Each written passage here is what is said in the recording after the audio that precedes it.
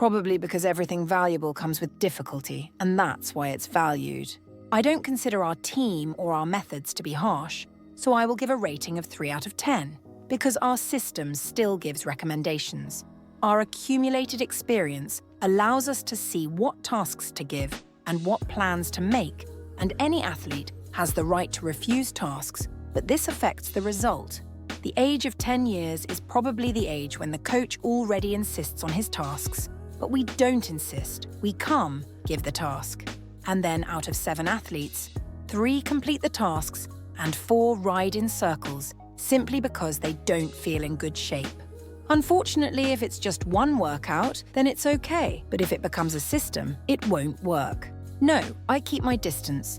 If a child wants to talk to me in confidence, then I can do it with pleasure, but I still keep my distance. So as not to forget your 2 dogs at work and get home quickly. To heal, it would be very cool to heal physically from diseases and save. My parents were very able-bodied and patient. I think that from them, I took about 30% of this ability to work and patience. But I'm not as able-bodied as my dad and mum. It seems to me that they didn't sleep at all, but did everything for the result. He would cry, these would be tears of joy and pride and perhaps pain from the fact that the public is not always fair. You work, and in the end, there is so much criticism. If we are talking about star fever, then I believe that this has a devastating effect on not only the athlete, but also the coach, because a person stops developing and looking for shortcomings in himself. Learn to set both micro goals and smaller goals, even if it is for today or for the year ahead, and learn to value your own time so as not to regret the years you have lived. It would definitely be a day where my daughter and I and my mum and dad would just spend the day together holding hands and sitting next to each other. That's it. You don't need anything else. Just when you realize that everyone is home. I really scold myself for the fact that when there were moments when the training day ended and you were so tired and you still had to go, for example, my daughter told me, let's go to Grandpa's, and you understand that by the time you get there, by the time you sit there and come back, you don't have the strength and you put it off until tomorrow, and someday, this tomorrow is no longer there. Pay more attention to your parents and pamper them with absolutely everything because you yourself will need it in the future.